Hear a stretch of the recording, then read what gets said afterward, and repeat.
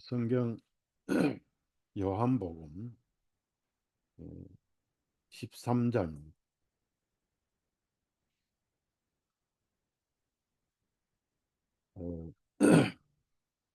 13장 4절에서 11절까지만 읽겠습니다. 요한복음 13장 4절에서 11절이죠. 그분께서 만찬 자리에서 일어나셔서 겉옷을 벗어 한 곳에 두시고 수건을 가져다가 허리에 두르신 후에 대야에 물을 부어 제자들의 발을 씻어 주시고 허리에 두른 수건으로 주기 시작하시어 시몬 베드로에게까지 오시니 베드로가 주님께 말씀드리기를 주님, 주님께서 내 발을 씻으려 하시나이까 하매 예수님께서 그에게 대답하여 말씀하시기를 내가 하는 것을 내가 지금은 모르나 이후에는 알게 되리라 하시니 베드로가 주님께 말씀드리기를 주님께서 내 발만은 절대로 씻기지 못하시리다 하매 예수님께서 그에게 대답하시기를 만일 내가 너를 씻기지 아니하면 나에 대한 너희 몫이 없느니라 하시니 시몬 베드로가 주님께 말씀드리기를 주님 내 발뿐 아니라 내 손과 머리도 씻어 주소서 하며 예수님께서 그에게 말씀하시기를 이미 씻김을 받은 자는 그의 발밖에 씻을 필요가 없나니 온몸이 깨끗함이라. 너희가 깨끗하나 다는 아니니라 하시니 이는 주님께서 자신을 배반하여 넘길 자가 누구인지를 아셨기 때문이라. 그러므로 주님께서 말씀하시기를 너희가 다 깨끗한 것은 아니니라 하셨더라. 여기까지만 읽었습니다. 어, 주일날 다시 태어나야 된다는 니고데모의 말씀을 전했습니다. 네, 거기 에, 말씀 가운데 에,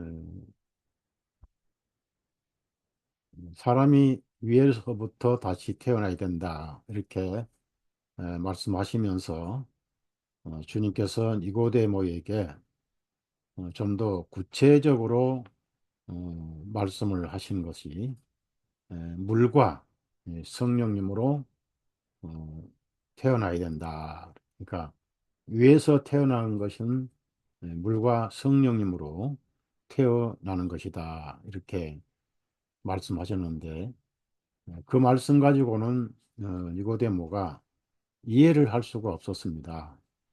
그래서 어, 높이 달린 높뱀의 사건을 예를 들어서 예수님이 골고다 나무에 세상 죄값을 짊어지시고 높이 들리실 것이다. 쳐다본 즉 살더라. 그래서 믿음으로 구원을 받는 복음을 전해 주셨습니다. 그래서 이제 높뱀 역사는 니고데모가 잘 알잖아요. 율법 선생이니까. 그래서 마음에 어렵던 구원이 쉽게 믿어졌고 나중에 이제 속으로만 믿고 있다가 공개적으로 예수님을 증언하고 또 예수님 장례식을 했던 어, 두 사람이 당대 최고의 종교 지도자였습니다. 아리마대사 요셉은 부자였고 그 종교 지도자들이 예수님의 희생을 장례를 치렀다 하는 두 증인이 인류 역사의 증인으로 증언하고 계신다는 거 우리가 배워야 되고요. 그 예수님이 죄 없이 죽으시고 장례를 치르셨다는 사실은 온 인류의 죄값이 정제돼서 그분에게 저주가 임하고 죄값의 사망인 사망이 이루어졌다. 그래서 더 이상 사람들이 세상에서 질병으로 죽고 또 사고로 죽고 살인해서 죽이고 온갖 어, 방법으로 죽어가지만은 하나님의 입장에서는 사람들은 더 이상 죄값으로 죽어가는 사람은 아무도 없다는 겁니다.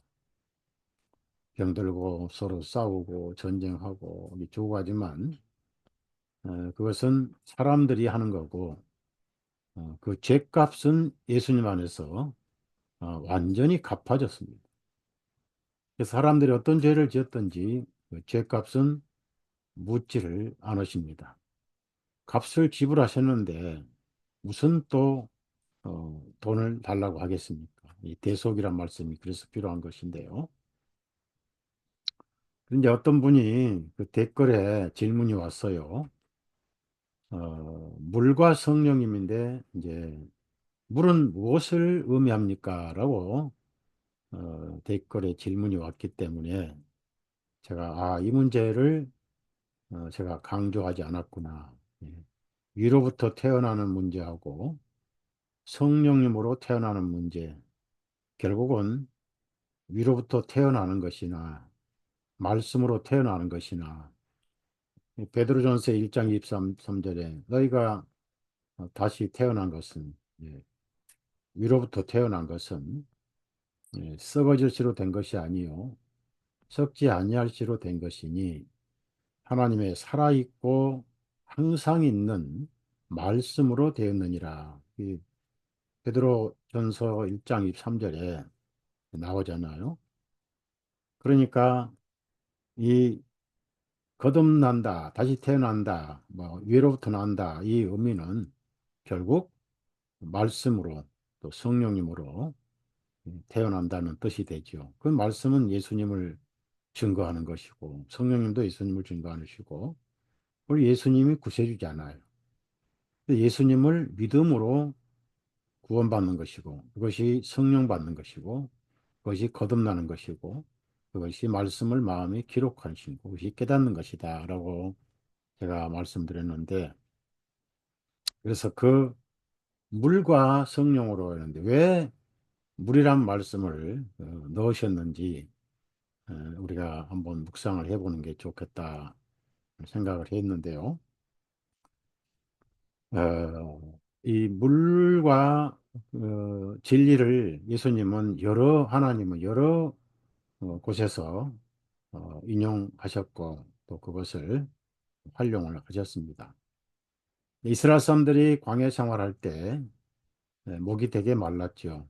그래서 불평을 하고 원망을 할 때 모세가 하나님께 중보 기도를 했을 때 반석을 쳐라. 그래서 처음에는 에, 홍해 바다에 내밀었던 지팡이를 가지고 쳤습니다. 그랬더니 생명수가 엄청나게 쏟아졌잖아요.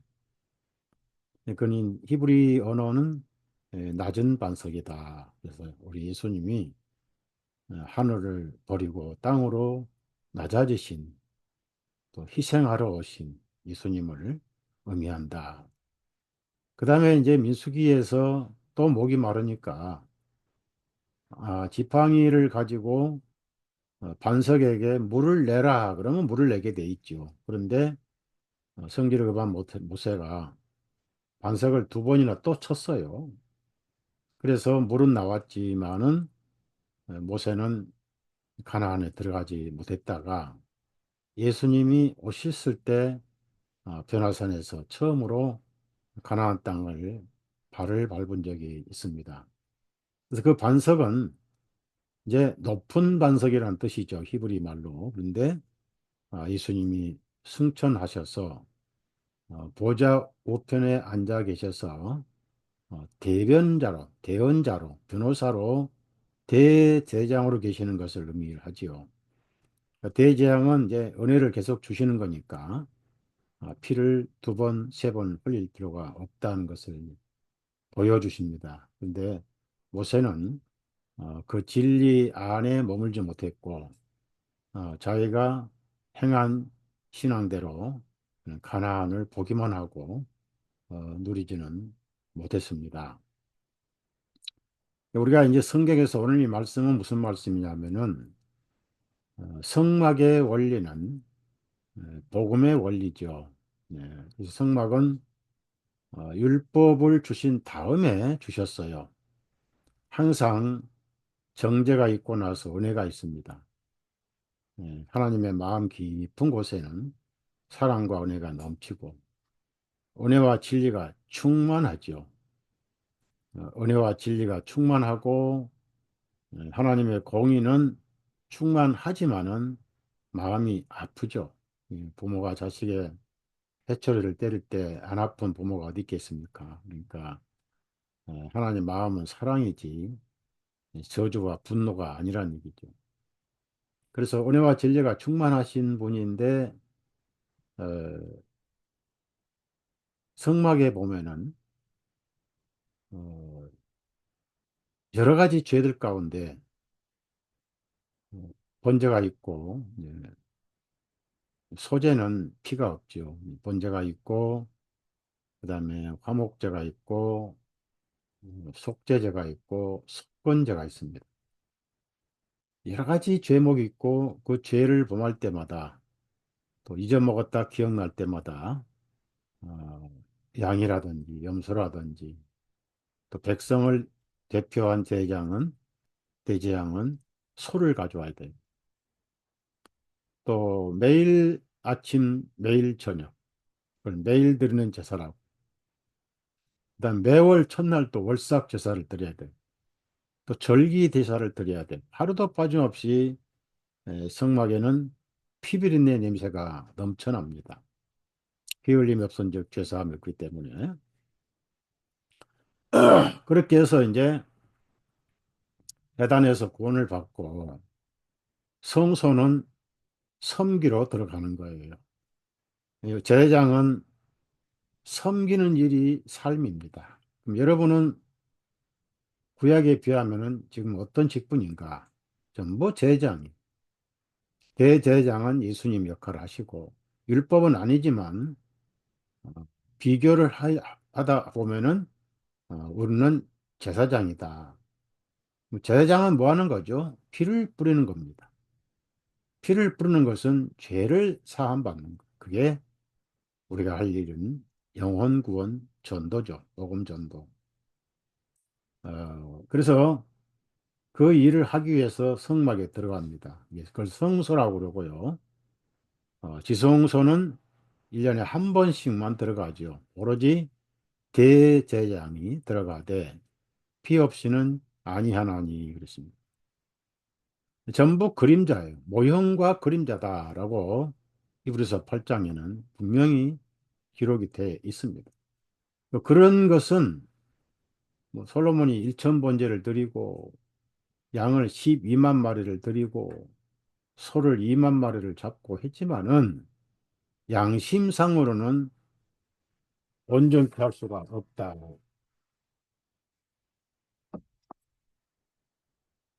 양심상으로는 온전케 할 수 없다 그랬어요.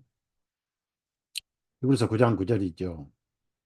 그 그림자일 뿐이지 영혼의 죄는 사함받을 수 없다. 그래서 그것은 사라져야 할 옛 유언이고 찢겨져야 할 성전이고 그래서 예수님이 내 피로 유언을 세우는데 내 피로 세우는 참 이 설교를 안 듣는 분들이 이렇게 계속 보내면 지금 설교 중이에요.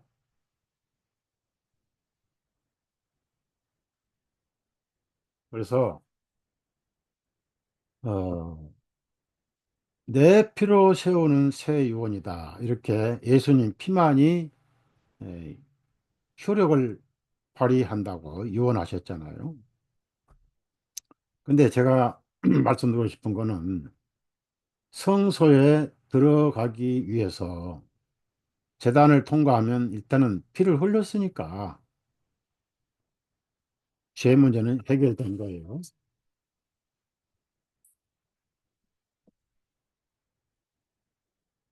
지금 설교 중이라고요.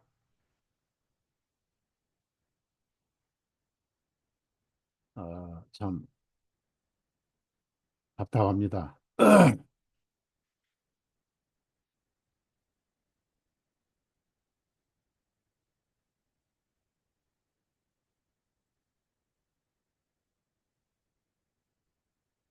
그래서 어, 피를 흘렸으면 속죄는 끝난 거예요. 끝났는데 성막의 구조가 제단을 거쳐서 성소에 들어가려고 하는데 그 과정이 바닥이 사막 모래바닥이에요. 모래바닥. 그리고 심지어 성소의 바닥도 사막 모래바닥입니다. 카페트를 깔지 않았어요. 지성소의 바닥도 모래바닥입니다. 그러니까 발에 섬기면서도 발에 먼지가 묻어요. 그것을 들어갈 때 나올 때 손발만 씻는 거예요. 그럼 언제까지 씻어야 되느냐? 땅에 있는 동안에 씻음 받아야 돼요. 땅에 있는 동안. 그래서 이 거듭남 말씀 속에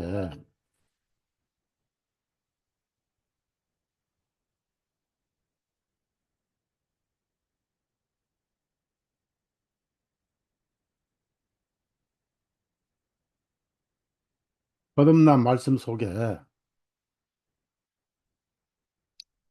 어, 새 생명이 우리 속에 들어왔잖아요. 구원받으면 성령님이. 그 성령님은 우리 속에 계시면서 죄를 지을 수 없어요. 그게 이제 사도 요한이 얘기했던 새로운 씨는 죄를 지을 수가 없고 죄 성도 모르는 분입니다.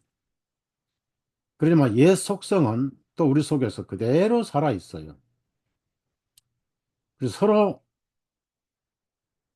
충돌합니다. 그것을 갈라디아서 5장에는 서로 충돌한다.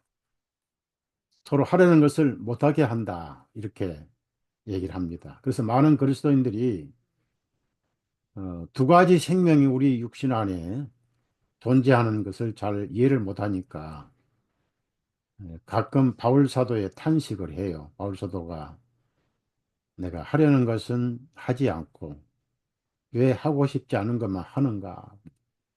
그 글을 쓸 때가 언제냐면 바울 사도가 구원받은 지 30년이 넘었을 때 30년이 됐는데도 그런 비참한 현실을 이 바울 사도가 어, 토로했던 것이 그래서 이 오호라 나는 공고한 자다. 이렇게 비참한 자를 누가 구원할 것이냐 하면서 그래서 예수님밖에 없다. 이렇게 결론을 내렸습니다. 그런데 씻지 않고 섬기는 것은 이 두 가지 방법으로 섬기는 게 됩니다. 육신도 섬기고 하나님도 섬기고 하나님 그걸 원치 않으셔요. 반드시 발견된 것은 씻고 들어오라는 얘기입니다. 그럼 그 씻는 것은 흙을 씻는 것인데 많은 분들이 거기서 이제 혼돈을 해요. 그러면 어, 피로 구원받고 물로 또 구원을 받아야 되느냐 이런 질문들을 합니다.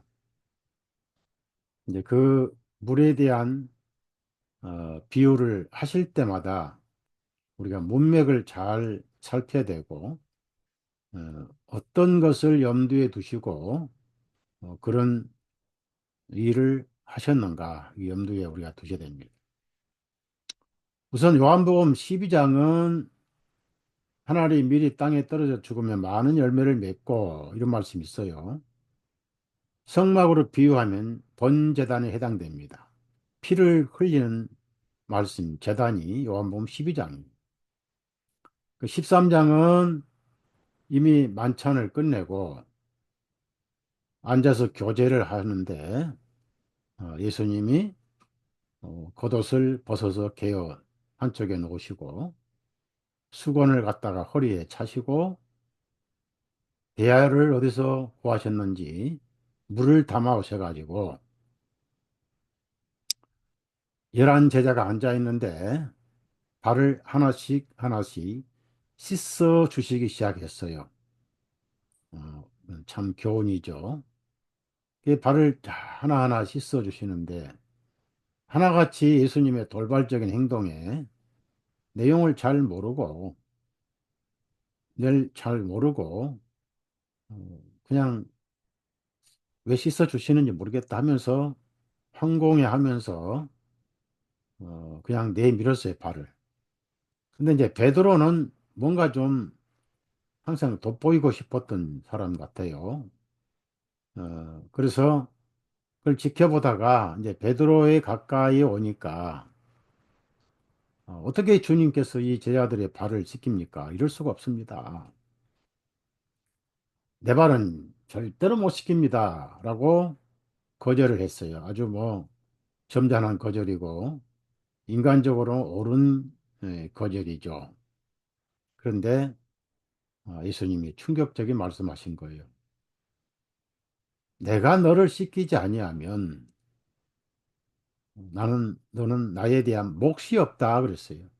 몫이 없다니까 안 그래도 예수님이 세상 이스라엘을 회복하면은 한 자리씩 할 것으로 기대를 했던 사람들이죠.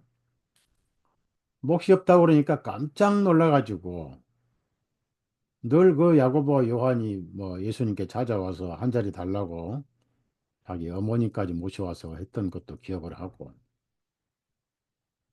그러면 머리도 씻겨주시고 뭐 다 손까지 씻겨주시라고 그러니까 예수님이 전혀 제자들이 이해 못할 말씀하셨어요. 10절 요한복음 13장 10절 보니까 예수님께서 그에게 말씀하시기를 이미 씻김을 받은 자는 그 발밖에는 씻을 필요가 없나니 온몸이 깨끗함이라 그랬어요. 여기서 중요한 말씀을 하셨어요. 언제 씻김을 받았단 말입니까? 자, 여러분, 중요한 것은 다 큰 제자들입니다.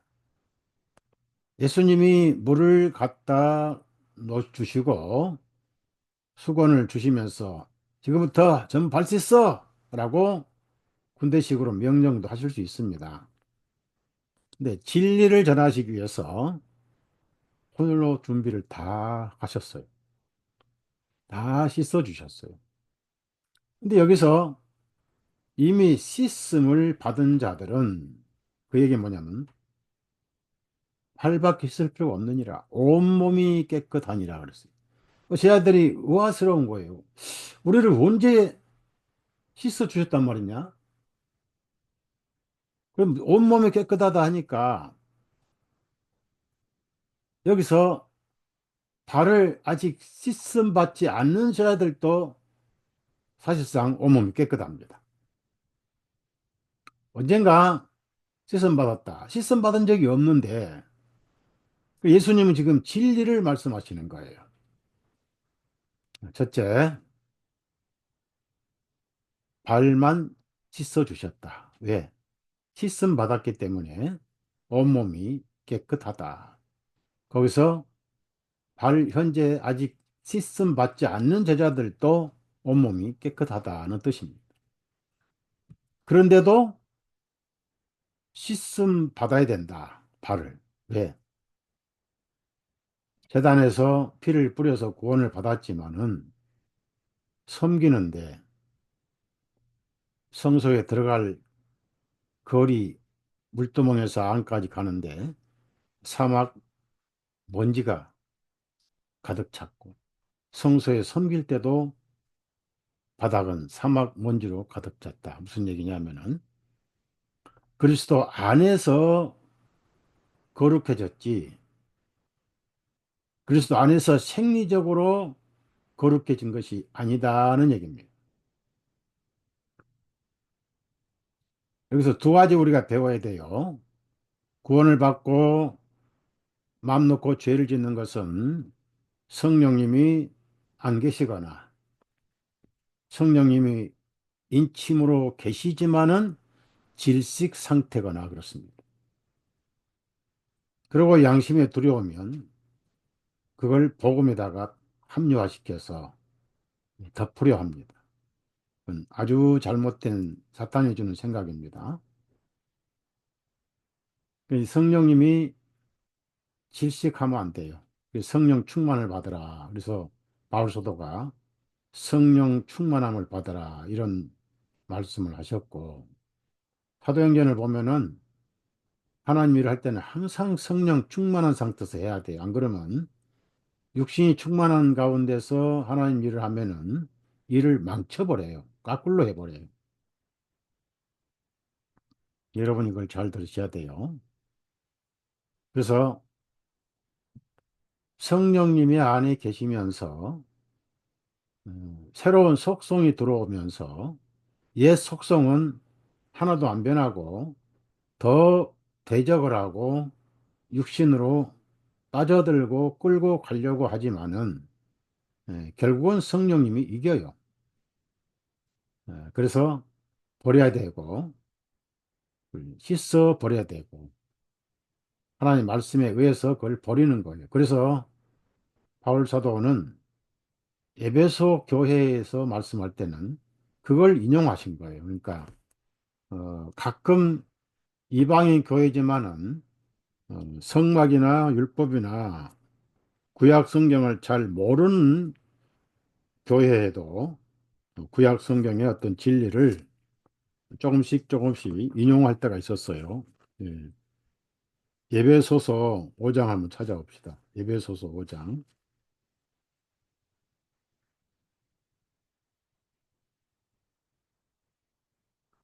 교회를 말씀하실 때 에베소 5장 26절, 27절에 이런 말씀이 있어요. 이것은 주님께서 말씀에 의한 물로 씻음으로 교회를 거룩하게 하시고 깨끗하게 하셔서 보세요. 이걸 이제 그 예수님이 발로 씻어 주신 것과 성막에서 물두멍에서 섬기로 들어갈 때 또 나올 때 손과 발을 씻는 그 의식을 염두에 두고 바울 사도가 에베소 교회에 말씀한 거예요. 이방 교회. 주님께서 말씀에 의한 물로 씻음으로 교회를 거룩하게 하시고 여기서 누가 씻었냐면은 주님께서 씻으셨어요. 우리가 씻는 것은 아무것도 없어요. 우리가 씻을 능력도 없어요. 주님께서 씻어 주셨다. 26절 보면은 주님께서 말씀에 의한 물로 씻음으로 주님께서 씻음으로 반복합니다. 주님께서 씻음으로 교회를 거룩하게 하시고 깨끗하게 하셔서 자, 27절입니다.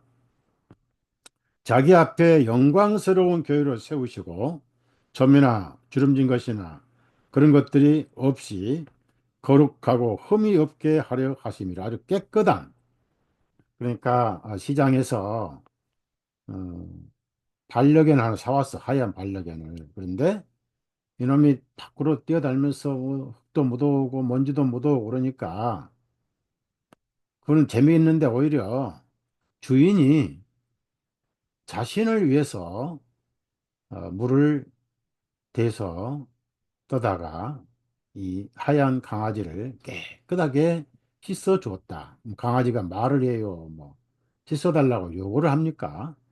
주인이 자신을 위해서 깨끗하게 하셨어요. 그러면 이제 피로써 저와 여러분은 깨끗하게 됐는데 이 세상에서는 육신도 흙이고 세상 자체도 흙입니까? 끊임없이 불결한 것들이 묻어와요. 문화 자체가 불결한 것들이고 그래도 과거에는 이 흙이 좀 단단해서 흙을 지나도 발에 먼지가 묻어올 정도는 아닌 세상이 있었습니다. 이 도덕 윤리가 왕성할 때 그렇다 그 말이에요. 2024년인 우리가 사는 세상은 눈부터 발가락까지가 사방에 지옥의 먼지가 날아다녀요. 우리가 밖에 나갔다 집에 오면은 황사 때 머리털에 흙먼지가 묻어오듯이. 그래서 우리가 예수님께 맡겨야 되고 씻음을 받아야 되는데 수시로 씻음을 받아야 되는데 그래서 그 씻는다는 표현은 물밖에 없잖아요. 그래서 이 물을 말씀에 의한 물로라고 표현하신 거예요. 그러면 물과 성령으로 거듭난다 말씀도 결국은 물은 예수님이 하신 물은 말씀을 의미합니다. 씻는 것은 물밖에 없잖아요. 씻는다는 것은 더러움을 씻는 거잖아요. 그래서 예수님께서 하늘에 갈 때까지 예수님이 보실 때 깨끗하게 씻어 주시고 계신다는 거예요. 말씀으로 성령님의 충돌되는 것은 버리게 하시고 깨닫게 하시고 그래서 그것을 에베소서에서나 골로새서에서는 벗어버리고라고 그랬어요. 여러분 밖에 나갔다가 때 묻은 옷이나 비 맞은 옷을 입고 잠을 잘 수가 없잖아요. 벗어버리잖아요. 옷은 항상 행위를 의미하고 외적인 것을 의미합니다. 그래서 옷을 보고 신분도 알 수 있잖아요. 깨끗한 옷을 입은 신사는 뭐 아주 깨끗한 사람을 보고 누추한 옷을 입으면 거지로 보고 뭐 거린으로 보고 그렇잖아요. 이걸 벗어버리고라고 그랬어요. 그래서 이 말씀 우리가 자주 잊어버리면 안 돼요. 에,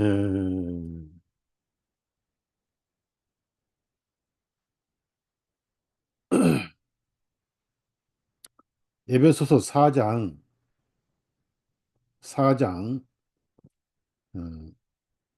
21절부터 제가 읽겠어요.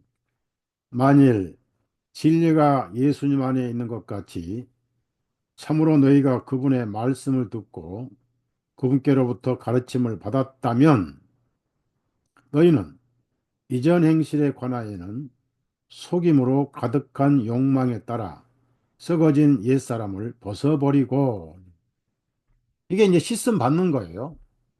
즉 성령께서 말씀의 물을 통해서 깨닫게 하십니다. 그러면 저와 여러분 속에 성령님은 본성적으로 생리적으로 더러운 것은 안 어울리잖아요. 성령님의 입맛에 안 맞잖아요. 쓰잖아요. 그래서 자연적으로 버리게 되고 한 번, 두 번 버리게 되면 나중에 훈련이 돼가지고 그걸 이길 수 있는 삶이 되는 거예요. 그걸 성화라고 그럽니다. 성화. 23절 보래. 23절에 너희 생각의 영이 새롭게 되어 생각의 영이 하나님을 따라 의와 참된 거룩함으로 창조된 새 사람을 입었느니라. 그러니까 속 사람이 둘인데 하나는 새 사람이고 하나는 옛 사람이다.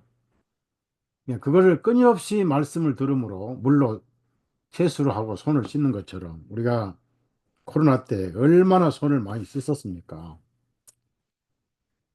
영적인 것은 비교도 할 수가 없잖아요. 그 다음에,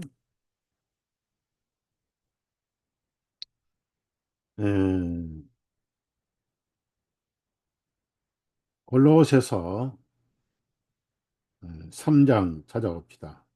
동일한 내용의 편지를 쓴 거예요. 골로새 3장 8절부터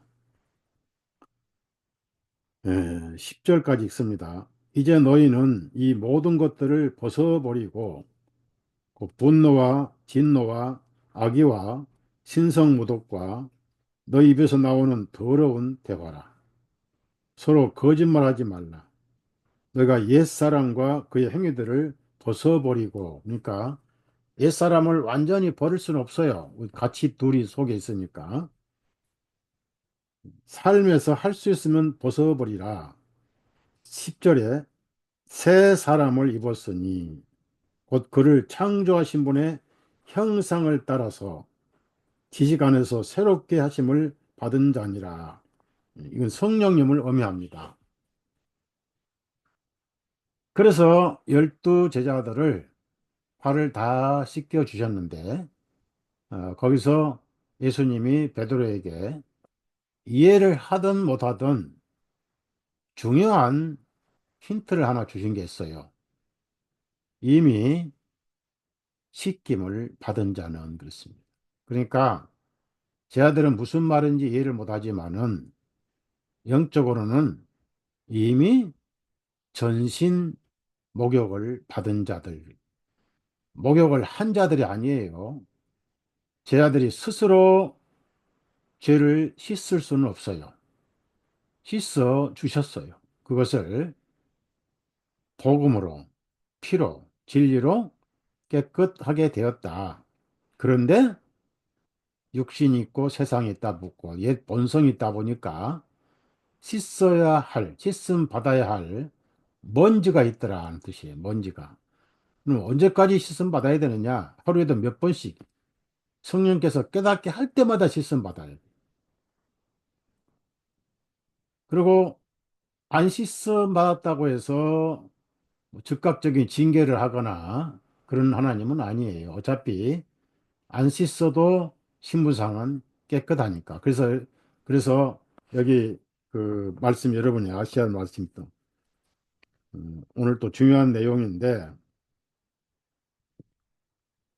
다시 요한복음 13장 10절을 보면요. 예수님께서 그에게 말씀하시기를 이미 씻김을 받은 자는 그의 발밖에는 씻을 필요가 없나니 자, 온몸이 깨끗함이라 그랬습니다. 온몸이. 결국은 발도 깨끗하지만 또 묻었으니까 자, 너희가 깨끗하나 다는 아니니라. 거기서 옆에다가 빈 공간이 있죠. 가론유다라고 쓰세요. 가론유다. 깨끗하나 그 말은 아까 씻기기 전 사람들도 깨끗한 거예요. 머리부터 발톱까지 깨끗하지 못하면은 완벽한 구원이 아니잖아요. 깨끗하나. 한 사람은 아니었어요. 바로 가룟 유다입니다. 그러니까 어, 신분상은 완전 깨끗하죠. 그렇지만은 성령님이 내주하시는 이 땅에서는 끊임없이 말씀으로 씻음을 받아야 되고 그러면 씻음 받은 것은 뭐고 피로 사함 받은 건 뭐냐? 둘 다 죄예요. 그러나 씻음 받아야 할 죄는 심판받을 죄가 아니에요. 그거는 더 이상 피가 필요한 죄는 아닙니다. 이미 어려워진 속에서 생긴 죄라고 말이에요. 죄는 죄지만은 피가 필요한 그런 죄는 아니죠. 사함받을 죄는 없죠, 이제. 그러나 성령님의 속성에 맞게끔 버려야 돼요. 그것을 성령께서 말씀을 통해서 깨닫게 하시는 거예요.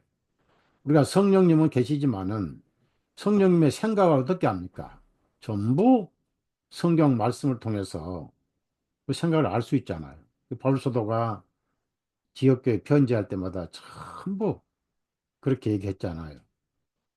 어, 또 고린도 후서 7장 1절 한번 볼까요? 거기도 보면은 바울 사도가 경건을 얼마나 많이 강조했습니까? 그런 말씀이 바로 씻어주는 것이다. 그런 뜻이 여러분이 어, 복음만 얘기하면은 삶이 삶을 방치할 가능성이 있어요. 정죄는 없죠. 우리 9절 보시면 7장 1절, 1절, 7장 1절입니다.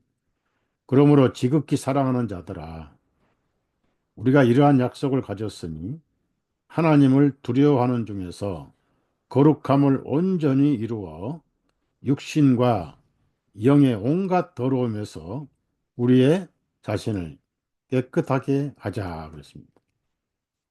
성령님의 속성에 맞게끔 살아가기 위해서 깨닫게 하는 흙덩이 흙먼지들은 말씀 위에서 씻어 버리고 가자 그런 뜻입니다. 그것을 일반적으로 성화 또 변화 이렇게 표현을 하기도 합니다. 그러나 그렇게 하다 가는 거지 나는 다 했다 완전하다 그런 사람은 아무도 없습니다.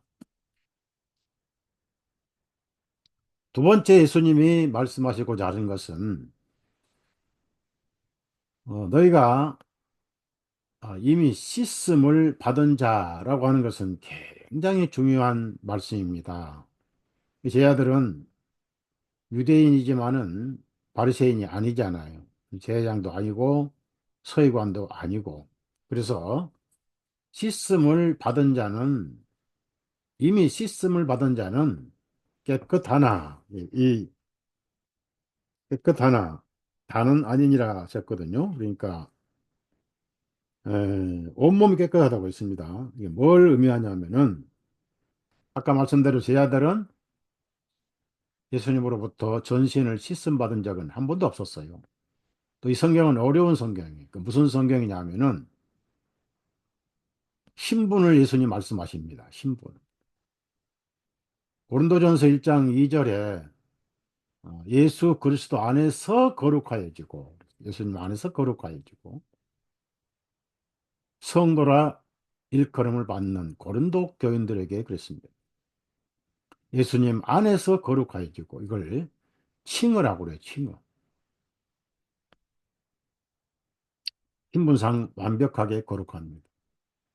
제가 어제 일요일 날 한문 얘기를 했는데 착할 선자 그 위에 양이 있고 밑에 입구자가 있어. 착한 선자. 그러면 양은 누굽니까? 예수님입니다. 예수님 안에 있으면 사람은 착한 사람으로 보셔요. 그 양을 빼버리면 악한 자가 돼요. 아주 안 좋아요. 그래서 착할 선자 위에 양자가 있어요. 위에서 볼 때는 뭐밖에 안 보여요? 양만 보이는 거예요. 그래서 하나님 보실 땐 여러분은 전부 착한 사람이에요. 양자가 위에 보이거든요. 하나님 눈에. 예수님 안에 있기 때문에 여러분은 아주 착한 복이에요. 착하기 때문에 착한 천국에 해당이 되고 자격을 갖췄어요. 두 번째, 아름다울 미자도 위쪽에 양자가 있어요. 그 아래쪽에는 사람 인자가든가 뭐 들어있잖아요. 그러니까 양 밑에 숨어 있으면 하나님 눈에 양밖에 안 보여요. 굉장히 아름답습니다. 미스 코리아 저리 가라요. 미스 월드 진 저리 가라요. 미스 헤븐, 킹덤 오브 헤븐이 하나님의 왕국에 여러분은 미스 진입니다. 굉장히 아름답습니다. 이 구원받으면 하나님께서 얼마나 아름답게 보시는지 비교를 할 수가 없는. 어를 자가 뭐죠? 나아자. 나아자 위에 양자가 있어요. 양이 나를 가리워요. 이기적이고 욕심 많은 나를 양이 위에서 덮어줍니다. 하나님 볼 때는 양밖에 안 보여요. 저와 여러분은 예수님 안에서 거룩하고 의롭고 착하고 아름다운 하나님의 자녀가 된 거예요. 신분은 거룩합니다. 그래서 그 진리가 어디서 우리가 찾을 수 있냐면은 제사장 임명할 때입니다. 제사장 임명할 때 절대 자기가 샤워를 하면 안 돼요. 그건 진리를 파괴하는 종교로 돌아가는 겁니다. 아, 절대로 스스로 의로워질 수 없어요. 죄를 씻을 수가 없어요. 자, 한 예로 예레미야 13장을 찾아보세요. 구약성경 가끔 찾아보는 게 좋아요. 23절입니다.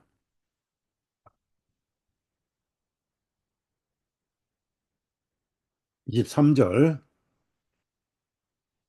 에티오피아 사람이 그의 피부를 바꿀 수 있으며, 이 구수라는 히브리 말은 이디오피아라는 단어가 돼요. 헬라말 이디오피아. 북아프리카 이디오피아 사람들 피부가 굉장히 검잖아요. 그의 피부를 바꿀 수 있으며 표범이 그의 얼룩진 점을 바꿀 수 있겠느냐? 없다 그 말이에요. 할 수 있다면은 죄를 안 지을 수 있다. 그런데 못하면은 하는 건 죄밖에 없다. 그런 뜻이에요. 그리 할 수만 있다면은 악을 행하는 일에 익숙한 너희도 선을 행할 수 있으리라. 행할 수 없다 그 말이에요. 그 검은 피부를 못 바꾸고 얼룩점 못한다. 우리는 죄인으로 죄밖에 못 안 짓는다. 그런 뜻인데요. 제사장 임명을 할 때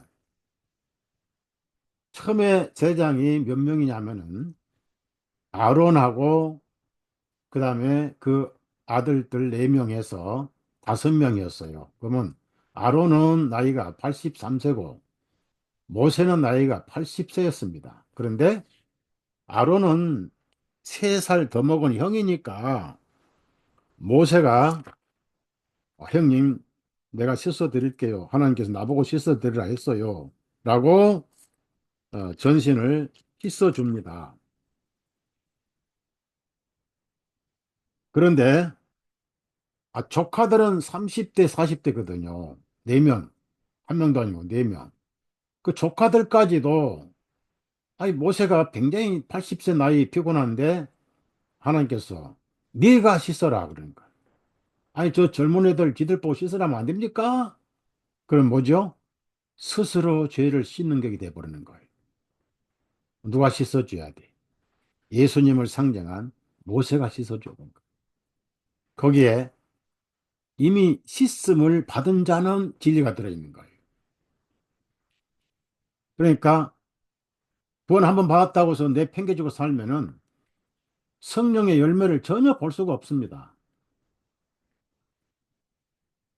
그리고 그 죄가 자꾸 하나님께 가까이 가는 본성을 자꾸 잠식시키고, 뭐랄까, 기절하게 하고, 힘 빠지게 하고, 끌어다녀 버려요. 그래서 나중에 끌려가면서, 나중에 이제 의심까지 생겨요. 나는 구원을 받지 못했는 것 같다. 이렇게 의심까지 생겨버려요. 마귀의 복종은 그거예요. 우선 레위기 8장을 찾아보세요. 레위기 8장. 언제 제 아들이 씻김을 받았는가? 언제? 즉, 언제 그들이 구원받았는가? 언제 제사함 받았는가? 그걸 지도서에서는 중생의 시스템이라고 나오는데요. 레위기 8장 6절입니다. 5절 6절에 모세가 회중에게 말하기를 이것이 주님께서 행하라고 명령하신 것이라 하고 모세가 아론과 그의 아들들을 데려다가 그들을 물로 씻기고 줄을 찢어요. 모세가 씻겼어요. 자기들이 씻기면 큰일 나버려요. 모세가 씻어야 돼요. 여러분은 예수님이 씻어 주셨어요. 이게 물하고 씻는다는 것은 잘 맞잖아요. 더러움을 씻는 것은 물로 씻는 거 아니겠어요? 물은 말씀이잖아요. 말씀은 또한 성령님이잖아요. 또한 그 근거는 피잖아요. 그 물의 내용이 뭡니까? 피 아니겠어요? 결국은 예수님 피, 기록된 말씀, 또 말씀이 영이니까 성령님은 같은 거예요. 그걸 깨닫게 하시고 전하신 것도 성령님이 하시는 거예요. 결국은 예수님이 여러분을 완벽하게 씻어 주셨어요. 그래서 섬길 수 있는 자격을 주신 거예요. 그게 제사장입니다. 그 아들들을 데려다가 그들을 물로 씻기고, 그냥 쉽게, 야, 니들 뭐 이제 30대인데 내가 80대가 니들 씻겨야 되겠느냐? 가 씻고 와. 할 수 있잖아요. 그 다음에 출애굽기 29장을 찾아보시라고.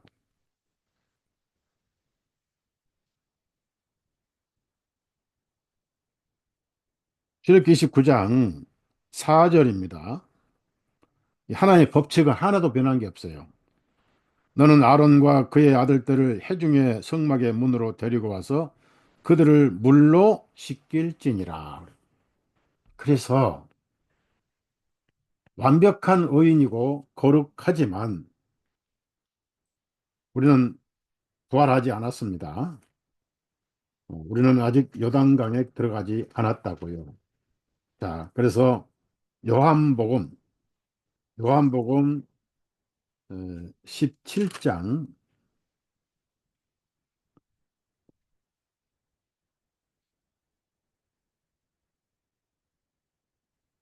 17절 보세요.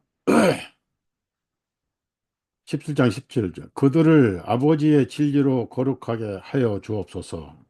아버지의 말씀은 진리입니다. 그러니까 말씀이 물이니까 아버지의 말씀은 진리입니다. 진리로 거룩하게 하옵소서. 요한복음 17장 17절. 그래서 디도서 3장을 한번 또 찾아봅시다. 디도서 3장.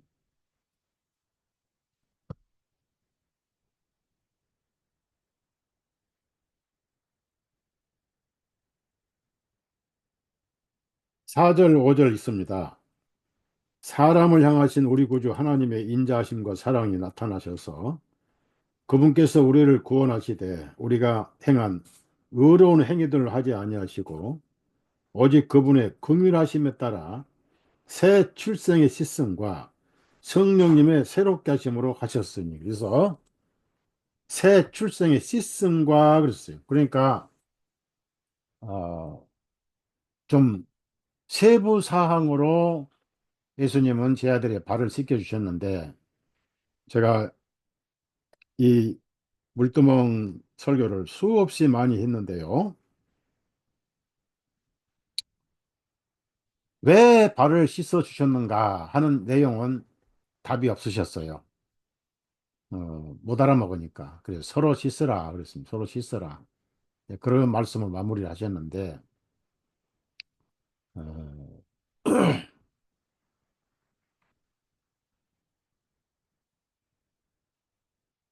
우선 쉬운 얘기로 성령님의 속성이 안 맞는 그런 삶에서 벗어나고 그런 걸 벗어버리고 성령님의 열매를 맺는 삶을 사는 것은 기본적인 얘기입니다.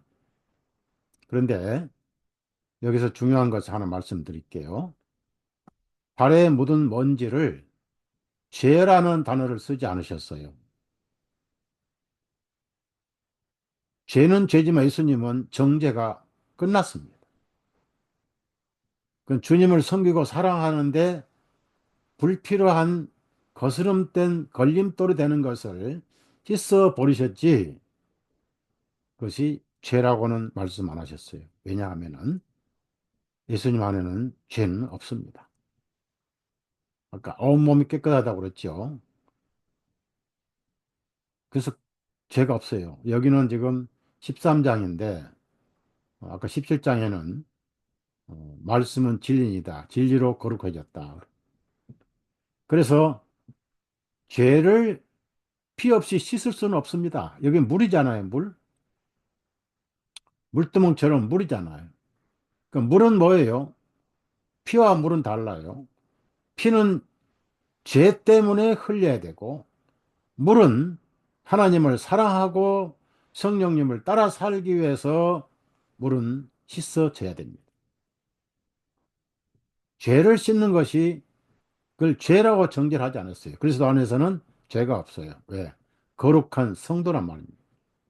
완벽한 의인이라고 우리는 이제 단번 속죄를 얘기한 바울 사도의 히브리서 9장 10절에 수없이 그걸 강조합니다.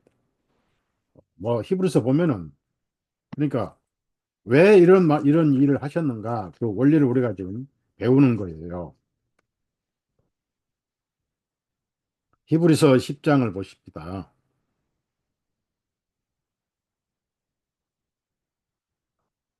10절부터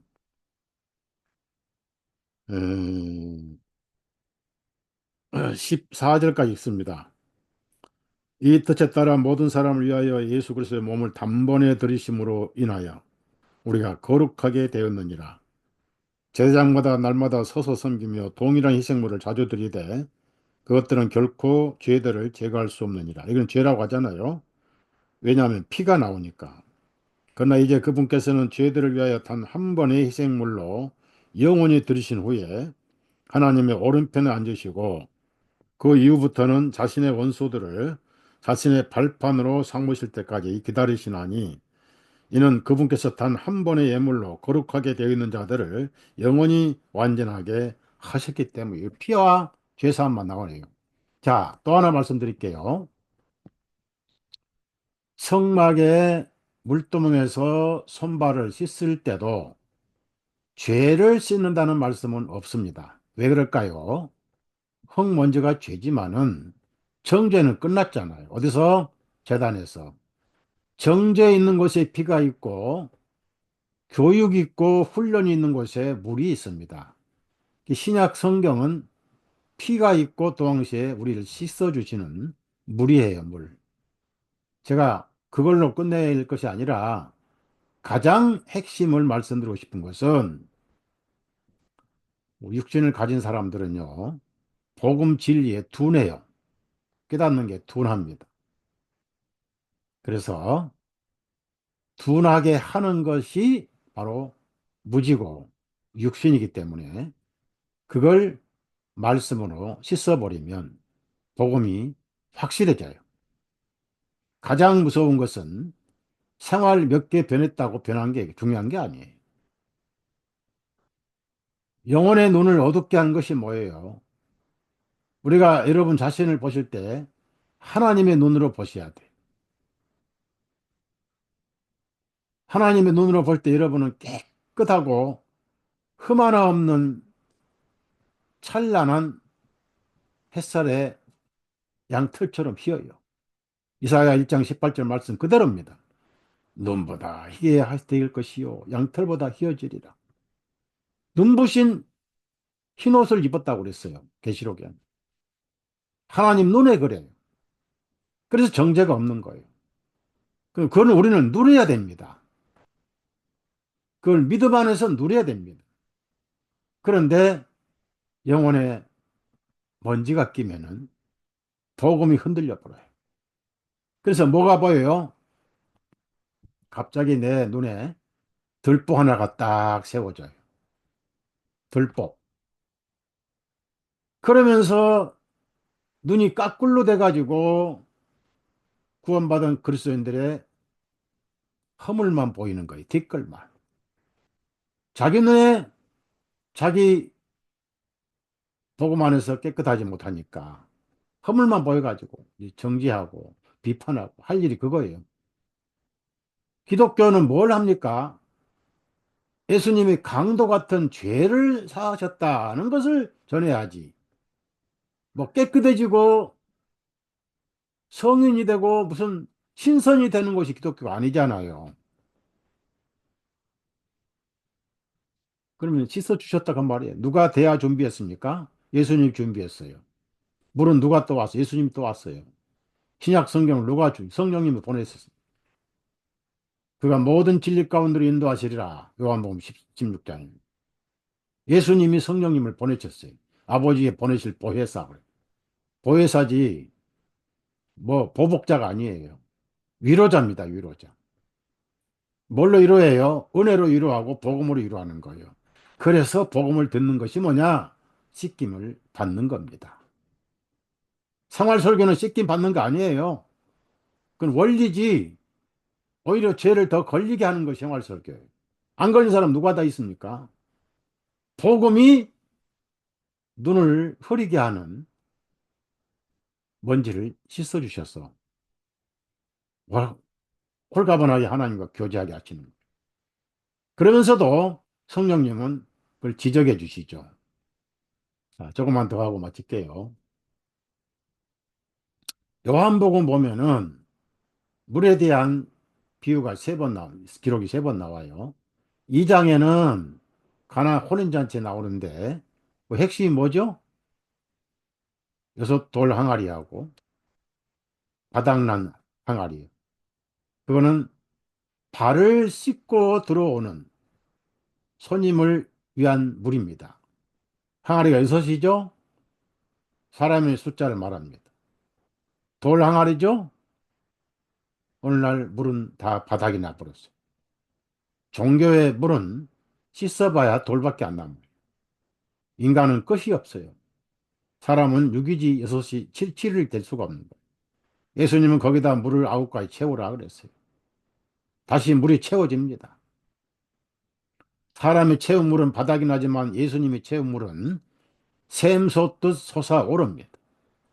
요한복음 7장 말씀 그대로요. 그 배에서 생수의 강이 흘러나리라. 계시록에도 보면은 하나님 어린 양 보좌에서 생수의 강이 흐르기 시작했어요. 에스겔 47장에도 어린 양의 보좌에서 생수의 강이 흘러서 모든 나무들이 살아버립니다. 계시록은 마찬가지. 예수님을 그 은혜와 그분의 구원을 생수라고 표현하셨어요. 그래서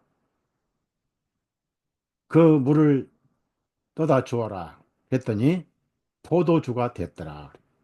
지금까지 먹었던 포도주보다 훨씬 맛있고 싱싱한 오리지널 포도주. 다른 사람들은 다 예? 처음에 좋은 거 내주고 나중에 맛이 한물 간 포도주 갖다 주는데 어떻게 됐는지 이 집에는 예? 처음에는 맛이 간 포도주 주더니 이렇게 맛있는 걸 숨겼다 이제 주는 거라고. 관은 그 뭐지 잔치장이 감탄을 했어요. 그 포도주는 예수님 피를 의미합니다. 하나님께서 말씀을 채워주시고 그래서 죄를 씻고 피로 구원시키는 그 항아리 여섯 항아리 처음으로 기적을 행하신 곳이죠. 행한 잔치죠. 그 핵심은 사람은 스스로 씻어 보려고 물을 채웠지만 씻지 못하고 바닥이 났다. 그게 예수님이 채워주신 하늘에서 오신 예수님은 그 포도주로 많으시고 씻어 주실 뿐 아니라 제사함에 피를 흘리신 분이다. 만족하게 구원해 주신 분이다. 그걸 볼 수 있고. 그 다음에 3장에서는 물과 성령으로 거듭나라 하셨습니다. 거기에 물이 말씀을 의미하죠. 4장에는 무슨 말씀이 나옵니까? 목마른 한 여인. 문자적으로도 목이 마르지만은 그 혼자 사람 몰래 물 들어온 여인은 전력이 있었어요. 남자가 한 남자도 아니고 6명을 거쳐온 여자였습니다. 걸레, 세상말로 걸레였습니다. 창녀였습니다. 그렇지만은 예수님이 보실 때는 의에 심히 목마른 여자였어요. 그녀가 물 들어왔다 그 말은 의에 심히 목이 마르다는 거예요. 아무리 사마리아 여자지만은 그래도 유대인들의 풍습이 있으니까 야곱을 조상이라고 그랬잖아요. 그래서 예수님은 그 물을 마시는 의미로 말씀하셨어요. 나에게 물을 좀 마실 물을 달라. 그래. 그럼 마실 물은 그 샘밖에 없는데 깊어요, 물이. 그리고 물dur에도 없고 그런데 그래서 말을 걸어오니까 아니 당신은 유대인인데 어떻게 사마리아인 나에게 그걸 달라 합니까? 좀 신기했죠. 그런데 물 달라 한 이가 누군지 알았으면 그는 예? 이 물을 마신 자마다 목마르지만은 내가 주는 물을 마시면 영원히 목마르지 아니하리. 오히려 그에게 생수를 구했을 것이다. 충격적인 말씀입니다. 아, 그런 물이 있다면 나도 여기 물길로 오지 않고 정말 마셔서 다시는 목마르지 않게 해달라고 그래요. 그렇게 대화를 하다 보니까 예수님이 너 남편을 데려와. 가슴이 덜컥했어요. 항상 사람은 자기가 걸린 일을 얘기하면은 재발 저른다고 그러잖아요. 차마 그 상을 못하고 저 남편이 없어요. 우리 예수님이 대신 답을 주셨어요. 맞다. 지금 있는 남자도 내 남편 아니지? 과거에 다섯이나 있었는데 여섯 번째 남자도 내 남편이 아니지? 그 말은 너 아주 음란한 여자다. 그걸 깨닫게 하시는 거예요. 그래서 내가 남편이 없단 말이 정말이다. 속이지 않고 진실로 얘기하였도다. 라고 예수님이 대신 대답하셨어요. 그랬더니 내가 보니 당신은 선지자군요. 그러면서 메시아가 올 거라는 게 내가 그러다 하니까 여자가 깨닫고 그냥 모든 걸 버리고 물동이도 버리고 동네 가서 언제 헷가닥 변해가지고 내가 그리스도를 만났다. 와보라. 그랬어요. 여러분도 그렇게 구체적으로 전도를 못하면 좀 와보라나 하세요. 와보라나. 이게 와보라도 못하고 맨날 누가 올까 오히려 더 겁을 먹고 수근수근 하면서 우리끼리 그게 무슨 교회고 무슨 전도냐고요. 거기에 예수님은 마실 물을 달라 그랬어요. 그래서 뭘 의미합니까? 성령님으로 인침받는 것은 마시는 것을 의미합니다. 성령님은 생수의 물이에요. 성령님은 은혜의 물입니다. 그래서요, 이 물에 대한 비유, 오늘 이제 예수님께서 그 다른 시간상 성경을 찾지 않겠습니다만은 끊임없이 여러분은 두 가지 시씀 받아야 돼요. 성령님의 어긋나는 육신의 것들은 발견되는 또 깨닫게 하는 순간 과감하게 버려야 돼요. 버리고 싶은데 안 돼요 하면 안 돼요. 실제로 버리지 못할지라도 버리고 싶은 마음은 있어야 될 거 아니냐고요. 그것까지 없으면 속에 성령님이 안 계신 거예요. 노래도 있잖아요. 거룩하기 원합니다. 진심으로. 거룩하기 원한 마음도 없이 우리 진심으로 가식으로 찬송 부릅니까? 그 다음에 그렇게 뛰어봤자 결국은 못 벗어나요. 그렇게 거룩하고 싶다는 표현을 하다가 가는 거죠.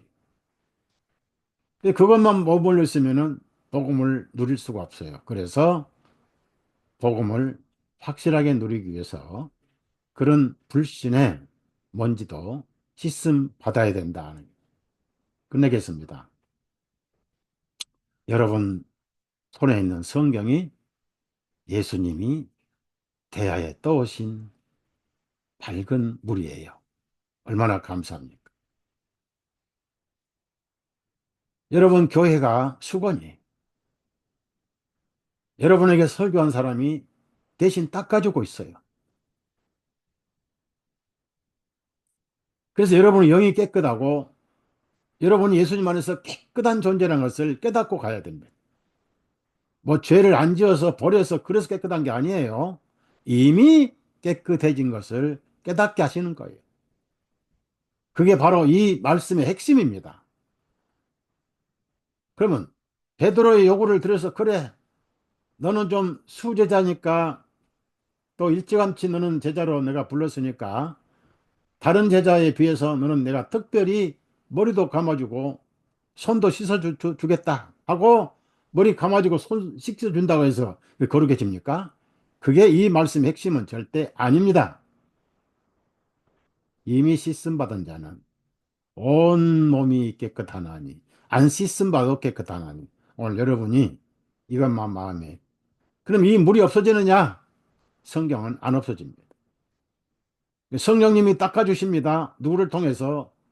말씀 전도자를 통해서 닦아줘요. 계속 닦아주셔요. 손목사 어느 날 하늘에 가고 나서도 예수님 오시기 전에 닦아주셔요. 그러니까 여러분이 할 일은 뭐예요? 베드로처럼 손을 쭉 떼지고 딴소리 하지 마시고 고맙습니다 하고 발을 내미는 겁니다. 손도 씻어준다면 손도 내밀고, 머리도 씻어준다면 머리 감도록 준비도 하고. 근데 그럴 필요 없어. 진리니까. 예, 오늘 여러분 마음속에 남는 말씀은 10절 말씀. 이것만 깨달으시면 돼요. 자, 요한복음 13장 10절. 오늘 제가 요한복음이라는 세숫대에 갔다가 물 퍼다가 여러분 영혼의 눈을 지금 씻어주고 있는 거예요. 흐려진 걸 씻어주고 있는 거예요.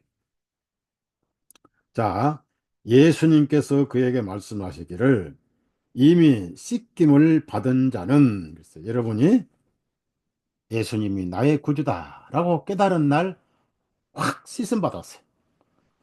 그때 제장이 된 거예요. 모세가 머리부터 전부 씻겨주듯이 여러분 쪼록쪼록 전부 씻겨주셨어요. 이 얼마나 고마운 분이에요. 예? 그래서 전도자가 중요한 거예요. 전한 잡수시 들으리요.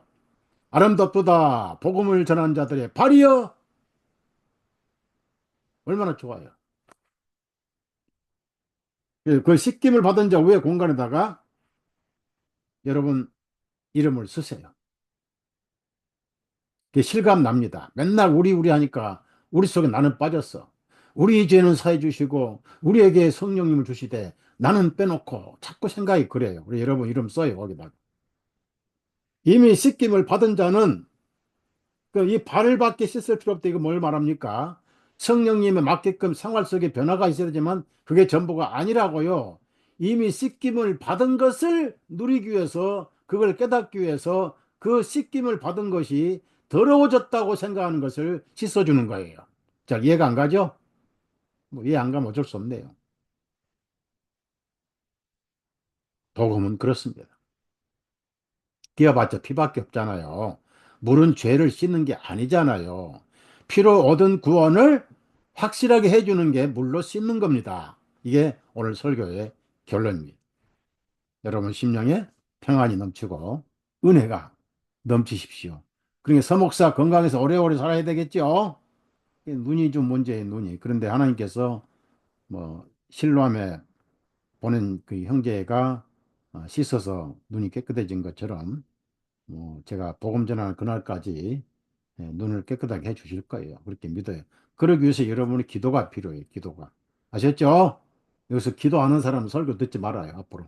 나를 위해 서목사님 눈으로 수많은 글을 올리고 이렇게 하는데 우리 목사님 눈 절대로 아프면 안 됩니다라고 여러분이 기도 안 하시면 제가 다 알아요. 딱 잠자다 보면 누가 안 하는지 다 안다고요.